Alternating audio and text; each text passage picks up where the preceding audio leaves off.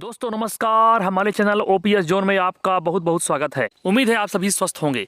दोस्तों आज हम कर्मचारियों के रिटायरमेंट से संबंधित एक बहुत ही बड़ी अपडेट लेकर उपस्थित हुए हैं, जिसमें आज की वीडियो में रिटायरमेंट की उम्र बढ़ी तथा देश के सभी कर्मचारियों के लिए बहुत ही बड़ी खुशखबरी आपको इस वीडियो मिलने वाली है। दोस्तों इस वीडियो को शुरू करने से पहले आपसे हमारा रिक्वेस्ट है, आप हमारे चैनल को सब्सक्राइब जरूर कर लीजिएगा, क्योंकि हमारा चैनल ओपीएस जोन कर्मचारियों के लिए, पेंशन धारकों के लिए, भूतपूर्व सैनिकों के लिए हमेशा नए नए लेटेस्ट अपडेट सबसे पहले आपको इस चैनल में देखने को मिलता है। आप इस चैनल को अभी के अभी सब्सक्राइब जरूर कर लीजिएगा, ताकि कर्मचारियों से संबंधित, पेंशन धारकों से संबंधित और भूतपूर्व सैनिकों से संबंधित कोई भी अपडेट मिस ना हो। दोस्तों आइए वीडियो शुरू करते हैं। आपको इस वीडियो को ध्यान से देखना है। उन सभी कर्मचारियों के लिए 2026 में रिटायरमेंट एज वृद्धि से संबंधित बहुत ही खास होने वाला है। आइए इस वीडियो को हम विस्तार से जान लेते हैं। दोस्तों केंद्रीय व राज्यों के कर्मचारियों के लिए रिटायरमेंट उम्र वृद्धि को लेकर आ गई बड़ी खबर। आप इस वीडियो में आखिरी तक बने रहिएगा, ताकि सारी अपडेट आपको बहुत ही अच्छे से प्राप्त हो सके। साथियों रिटायरमेंट उम्र बढ़ाने का नया नियम कर्मचारियों पर क्या पड़ेगा सर, आइए विस्तार से जानते हैं। दोस्तों भारत में सरकारी और निजी क्षेत्र के कर्मचारियों की सेवानिवृत्ति की आयु बढ़ाने को लेकर व्यापक चर्चा चल रही है। केंद्र सरकार और विभिन्न राज्य सरकारें इस मुद्दे पर गंभीरता से विचार विमर्श कर रही हैं।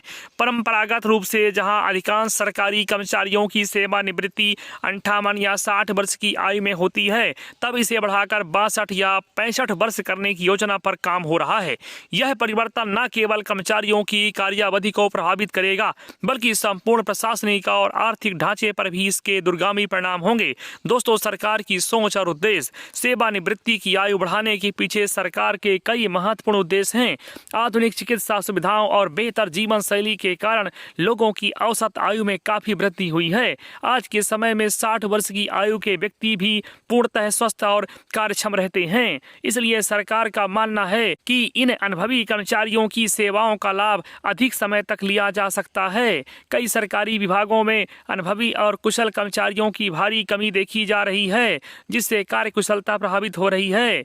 वरिष्ठ अधिकारियों के पास वर्षों का अनुभव और गहन ज्ञान होता है, जिसका उपयोग विभागीय कार्यों को बेहतर बनाने में किया जा सकता है। दोस्तों आर्थिक लाभ और राजकोषीय प्रबंधन, आइए जान लेते हैं। दोस्तों सेवानिवृत्ति की आयु में वृद्धि से सरकार को महत्वपूर्ण आर्थिक लाभ मिल सकते हैं। जब कर्मचारी अधिक समय तक सेवारत रहेंगे तो पेंशन का भुगतान स्थगित हो जाएगा। इससे सरकारी खजाने पर पेंशन का तात्कालिक बोझ कम होगा और वित्तीय प्रबंधन में सुधार आएगा। प्रतिवर्ष सरकार को हजारों सेवानिवृत्त कर्मचारियों की पेंशन का भुगतान करना पड़ता है, जो राजकोष पर भारी दबाव डालता है। यदि यह भुगतान कुछ वर्षों के लिए टल जाता है तो इस राशि का उपयोग अन्य विकास कार्यों में किया जा सकता है। हालांकि इस निर्णय का कई भर्तियों की प्रक्रिया पर भी प्रभाव पड़ेगा, जिससे युवा पीढ़ी के लिए रोजगार के अवसर सीमित हो सकते हैं। दोस्तों कर्मचारियों के जीवन पर प्रभाव क्या पड़ेगा, आइए जान लेते हैं। सेवानिवृत्ति की आयु में बदलाव का सबसे प्रत्यक्ष प्रभाव कर्मचारियों के व्यक्तिगत जीवन पर पड़ेगा। कई वरिष्ठ कर्मचारियों के लिए यह एक सकारात्मक विकास होगा, क्योंकि उन्हें अधिक समय तक नौकरी की सुरक्षा मिलेगी। वे अपने परिवार के लिए नियमित आय का स्रोत बनाए रख सकेंगे और बेहतर वित्तीय योजना बना सकेंगे। जो कर्मचारी अपने काम से संतुष्ट हैं और स्वस्थ हैं, उनके लिए यह अवसर लाभदायक होगा। दूसरी ओर कुछ कर्मचारी जो पहले से ही सेवानिवृत्ति की योजना बना चुके हैं या स्वास्थ्य समस्याओं से जूझ रहे हैं, उनके लिए यह निर्णय चुनौतीपूर्ण हो सकता है। युवा कर्मचारियों में चिंता है कि इससे पदोन्नति के अवसर कम हो सकते हैं और वरिष्ठ पदों पर रिक्तियां देर से उत्पन्न होंगी। दोस्तों स्वास्थ्य और कल्याण की आवश्यकता, आइए जान लेते हैं। यदि कर्मचारियों से अधिक आयु तक कार्य करने की अपेक्षा की जाती है तो उनके स्वास्थ्य और कल्याण की व्यवस्था पर विशेष ध्यान देना होगा। हर व्यक्ति की शारीरिक और मानसिक क्षमता अलग होती है और उम्र बढ़ने के साथ ये क्षमताएं प्रभावित हो सकती हैं। सरकार को नियमित स्वास्थ्य जाँच की सुविधा, चिकित्सा बीमा में वृद्धि और मानसिक स्वास्थ्य परामर्श जैसी सेवाएं प्रदान करनी चाहिए।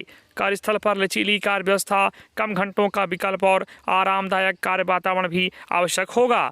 विशेषज्ञों का सुझाव है कि वरिष्ठ कर्मचारियों के लिए सलाहकार या मार्गदर्शक भूमिकाएं बनाई जाएं, जिससे वे अपने अनुभव को साझा कर सकें बिना शारीरिक रूप से अधिक थके। दोस्तों सेवानिवृत्ति की आयु में वृद्धि का एक संभावित नकारात्मक पहलू यह है कि इससे युवा पीढ़ी के लिए रोजगार के अवसर प्रभावित हो सकते हैं। जब वरिष्ठ कर्मचारी अधिक समय तक सेवा में रहेंगे तो नई भर्तियों की संख्या कम हो जाएगी।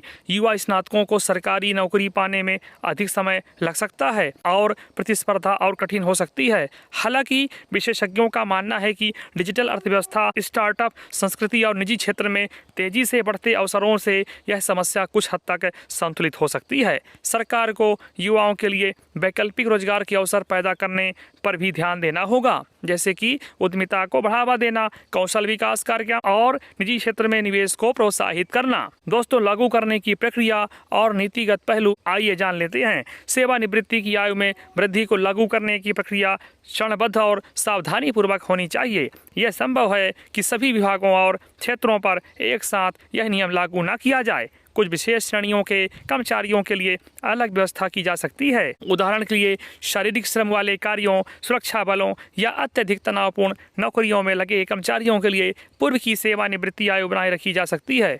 सरकार को इस नीति को लागू करने से पहले व्यापक परामर्श और चर्चा करनी चाहिए।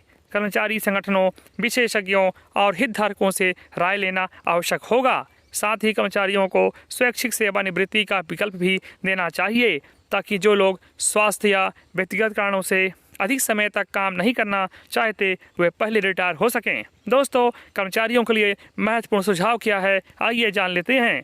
दोस्तों, सेवानिवृत्ति की आयु में संभावित परिवर्तन को देखते हुए कर्मचारियों को कुछ सावधानियां बरतनी चाहिए। सबसे महत्वपूर्ण बात यह है कि केवल आधिकारिक सरकारी घोषणाओं पर ही विश्वास करें और अफवाहों से बचें। सोशल मीडिया और अनौपचारिक स्रोतों से मिलने वाली जानकारी भ्रामक हो सकती हैं। जब भी कोई नया नियम लागू हो तो उसे ध्यान से पढ़ें और समझें कि इसका आपकी व्यक्तिगत स्थिति पर क्या प्रभाव पड़ेगा। अपनी वित्तीय योजनाओं को इस संभावित बदलाव के अनुसार समायोजित करें। यदि आप अधिक समय तक काम करेंगे तो आपकी बचत और निवेश की रणनीति भी बदल सकती है। अपने स्वास्थ्य का विशेष ध्यान रखें और नियमित जांच करवाते रहें, ताकि आप अधिक आयु तक सक्रिय रूप से काम कर सकें। दोस्तों, पेंशन प्रणाली पर भी असर पड़ेगा, आइए जान लेते हैं। दोस्तों, सेवानिवृत्ति की आयु में वृद्धि का पेंशन प्रणाली पर महत्वपूर्ण प्रभाव पड़ेगा। चूँकि कर्मचारी अधिक समय तक सेवा में रहेंगे, पेंशन का भुगतान देर से शुरू होगा। इससे सरकार को पेंशन कोष का बेहतर प्रबंधन करने का अवसर मिलेगा और दीर्घकालिक वित्तीय स्थिरता सुनिश्चित होगी। लंबी सेवावधि का अर्थ यह भी है कि कर्मचारियों का पेंशन योगदान भी अधिक समय तक जारी रहेगा, जिससे उन्हें रिटायरमेंट के बाद अधिक पेंशन मिल सकती है। हालांकि इस बदलाव के साथ पेंशन नियमों में भी संशोधन की आवश्यकता होगी और सरकार को स्पष्ट दिशा निर्देश जारी करने होंगे। दोस्तों, संतुलित दृष्टिकोण की आवश्यकता, आइए जान लेते हैं। सेवानिवृत्ति की आयु बढ़ाना एक जटिल निर्णय है, जिसमें अनेक पहलुओं पर विचार करना आवश्यक है। यह नीति केवल तभी सफल होगी जब इसके साथ संपूर्ण कल्याणकारी उपाय भी किए जाएं। कर्मचारियों के स्वास्थ्य, उनकी कार्यक्षमता, युवाओं के रोजगार अवसर और आर्थिक प्रभाव, सभी पहलुओं पर संतुलित विचार होना चाहिए।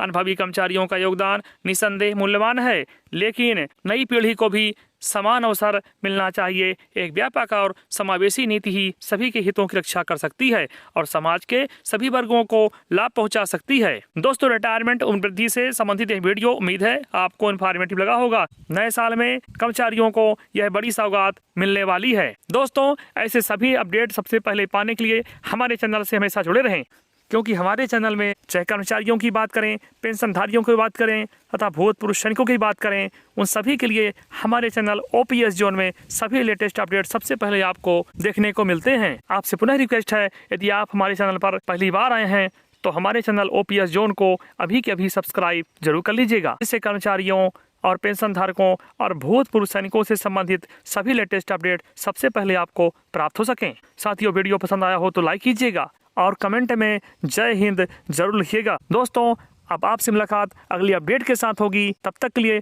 बहुत बहुत धन्यवाद। जय हिंद, वंदे मातरम।